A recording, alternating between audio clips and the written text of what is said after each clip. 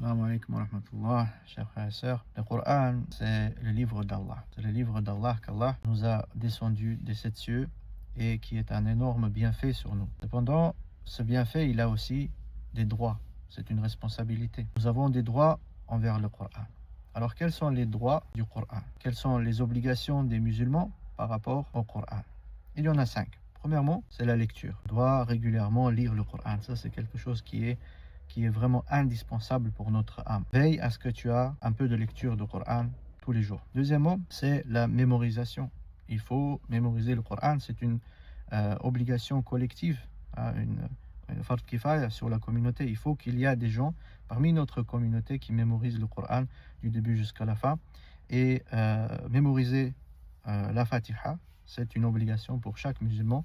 Et quand on dit mémoriser, c'est mémoriser en arabe. Le troisième droit du Coran, c'est la méditation. Il faut méditer le Coran. Mais pour le méditer, il faut le comprendre. Donc ici, il faut étudier ce qu'on appelle tafsir, l'exégèse. Il faut prendre le temps un peu de se pencher sur l'essence du Coran pour ensuite méditer l'essence du Coran.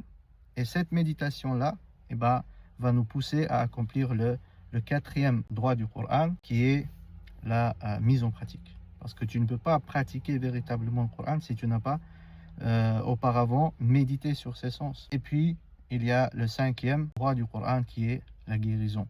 Lorsque tu es malade, utilise le Coran comme remède. Cherche le remède à travers la lecture du Coran. Donc, veillez à respecter le droit du Coran. Barakallahu fikum d'avoir écouté. Wassalamu alaikum. À bientôt, Inch'Allah.